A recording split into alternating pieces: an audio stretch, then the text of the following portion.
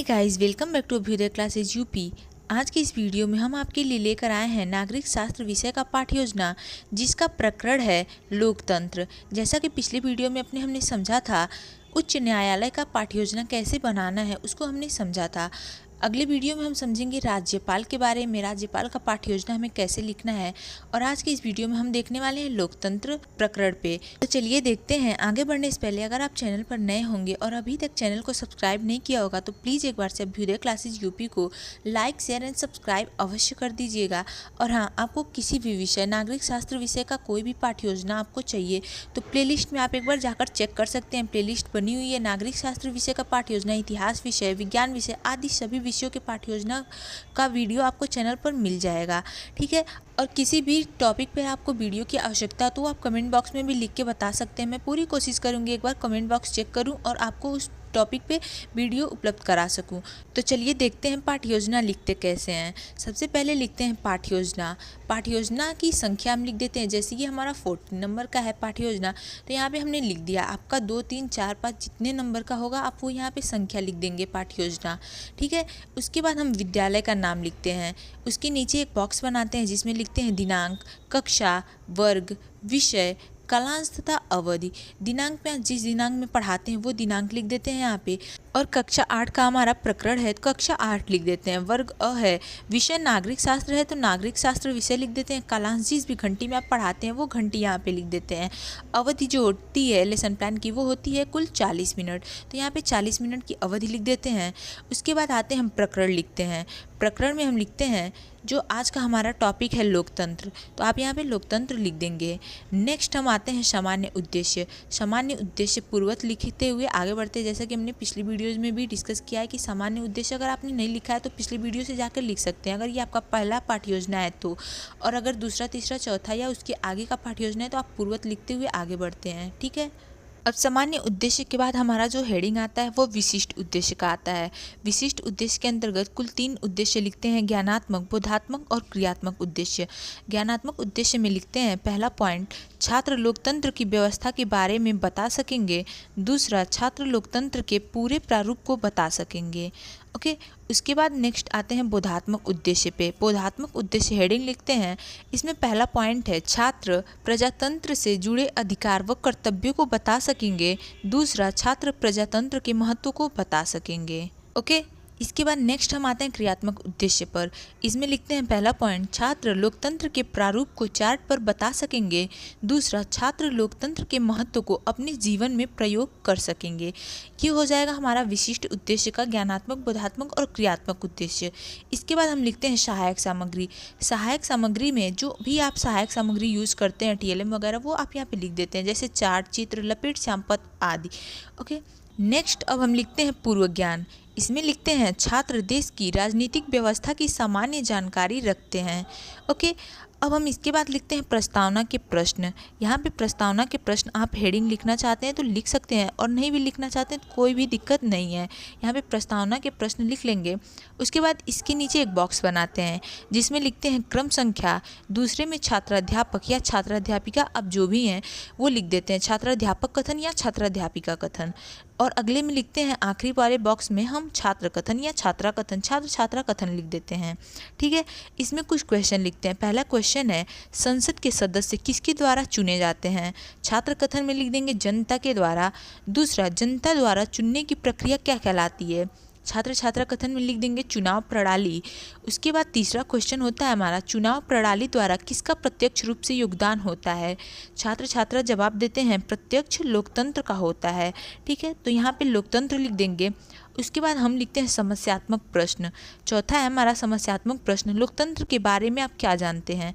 यहाँ पे हो जाएगा समस्यात्मक। यहाँ पे समस्यात्मक प्रश्न भी आप चाहें तो ऐड कर सकते हैं, समस्यात्मक प्रश्न लिख सकते हैं। ओके। उसके बाद नेक्स्ट हम लिखते हैं प्रस्तावना के प्रश्न के बाद उद्देश्य कथन। उद्देश्य कथन हेडिंग लिखेंगे। इसमें लिखते हैं, अतः छात्रों, आज हम लोग लोकतंत्र के बारे में विस्तृत अध्ययन करेंगे। ये हो जाता है हमारा उद्देश्य कथन। इसके बाद आगे बढ़ते हैं और लिखते हैं प्रस्तुतिकरण। प्रस्तुतिकरण ऐसे आप हेडिंग लिख लेंगे अच्छे से। इसमें एक बॉक्स बनाते हैं, उसमें लिखते हैं पहले में क्रम संख्या, दूसरे में शिक्षण बिंदु आप लिखेंगे और तीसरे में छात्राध्यापक या छात्राध्यापिका कथन। और नेक्स्ट छात्र कथन और आखिरी में हम लिखते हैं श्यामपट्ट कार्य। आखिरी कार्य श्यामपट्ट कार्य करते हैं। इसमें हम पहला जो हमारा शिक्षण बिंदु है वह है लोकतंत्र का अर्थ। तो आप यहाँ पे लिख देंगे पहला शिक्षण बिंदु के अंतर्गत लोकतंत्र का अर्थ। इसमें आप लोकतंत्र के अर्थ को बताएंगे। उसके बाद कुछ क्वेश्चन हम करते हैं। जैसे पहला क्वेश्चन है हमारा, सरकार का वर्तमान स्वरूप कैसा है। छात्र जवाब देंगे कि लोकतांत्रिक है, तो आप छात्र कथन में लिख देंगे लोकतांत्रिक। उसके बाद दूसरा क्वेश्चन आप करेंगे, लोकतंत्र का क्या अर्थ है। यहाँ पे हो जाएंगे छात्र मौन, तो आप यहाँ पे छात्र कथन में मौन लिख देंगे। ओके, यहाँ पे आप मौन लिख दीजिएगा। उसके बाद हम देते हैं स्पष्टीकरण। स्पष्टीकरण हेडिंग लिखेंगे। इसमें लिखते हैं, प्रजातंत्र में शासन की सर्वोच्च शक्ति जनता में निहित होती है। इस प्रणाली में जनता ही शासन कार्य में प्रत्यक्ष रूप से भाग लेती है। यह शासन जनता के लिए, जनता के द्वारा होती है। लोकतंत्र में जनता की ही आवाज़ को प्रथम यानी कि सर्वोच्च स्थान प्राप्त होता है। प्रजातंत्र में सभी जाति धर्म को समान माना जाता है, सबको समान समझा जाता है। ये हम लिख देंगे अपने पहले स्पष्टीकरण के अंतर्गत। आप यहाँ पे मौन के नीचे जस्ट लिख देंगे छात्र या छात्रा ध्यानपूर्वक सुनते हैं या सुनेंगे, यहाँ पे आप लिख देंगे। उसके बाद हम करते हैं श्यामपट्ट कार्य। श्यामपट्ट कार्य में आप जो भी श्यामपट्ट कार्य करते हैं वो यहाँ पे श्यामपट्ट कार्य के अंतर्गत लिख देते हैं। जैसे यहाँ पे लिखा हुआ है, प्रजातंत्र में शासन की सर्वोच्च शक्ति जनता में निहित होती है, या आप लिख देंगे। उसके बाद नेक्स्ट हम आते हैं अपने दूसरे शिक्षण बिंदु पे। दूसरा शिक्षण बिंदु है हमारा लोकतंत्र के आवश्यक आधार स्तंभ। यहाँ पे आप लिख देंगे लोकतंत्र के आवश्यक आधार स्तंभ। इसमें भी कुछ क्वेश्चन करेंगे। पहला क्वेश्चन है हमारा, देश की शासन व्यवस्था को चलाने के लिए किसका निर्माण हुआ। यहाँ पे छात्र जवाब देंगे कि संविधान का निर्माण हुआ, तो आप छात्र कथन में लिख देंगे संविधान। दूसरा क्वेश्चन करेंगे, लोकतंत्र के आधार स्तंभ के बारे में आप क्या जानते हैं। यहाँ पे हो जाएगा ये मौन प्रश्न, छात्र हो जाएंगे मौन, आप छात्र कथन में लिख देंगे मौन। ठीक है, इसके बाद आगे बढ़ेंगे हम स्पष्टीकरण पर। स्पष्टीकरण देंगे, यहाँ पे आप लिख देंगे फिर छात्र छात्रा ध्यानपूर्वक सुनते हैं या सुन रहे हैं। यहाँ पे आप लिख के फिर स्पष्टीकरण पे आएंगे। स्पष्टीकरण हेडिंग लिखेंगे। इसमें लिखते हैं, प्रजातंत्र के 4 स्तंभ हैं जो निम्न हैं। पहला, स्वतंत्र एवं निष्पक्ष चुनाव। इस कार्य के लिए भारतीय संविधान में चुनाव आयोग की व्यवस्था की गई, जो देश के अंदर चुनाव को निष्पक्ष कराने के लिए बाध्य है। दूसरा, मौलिक अधिकार। यहाँ पे मौलिक अधिकार हेडिंग लिख देंगे। शिक्षा, स्वास्थ्य, स्वतंत्रता, समानता, शोषण से विरुद्ध अधिकार आदि से संबंधित अधिकार की व्यवस्था में संविधान में की गई है, जिसे मौलिक अधिकार कहते हैं। ठीक है। तीसरा है स्वतंत्र न्यायपालिका। मौलिक अधिकारों की सुरक्षा का भार एवं कानूनों के निष्पादन का दायित्व न्यायपालिका को दिया गया है, जिससे सभी को न्याय मिल सके।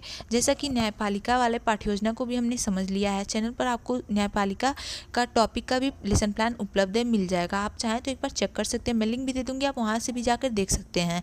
नेक्स्ट हम आते हैं 4th पॉइंट पे। इसमें लिखते हैं, संचार माध्यम मीडिया किसी सूचना या सही बात को जनता तक पहुंचाना ही मीडिया का कार्य है।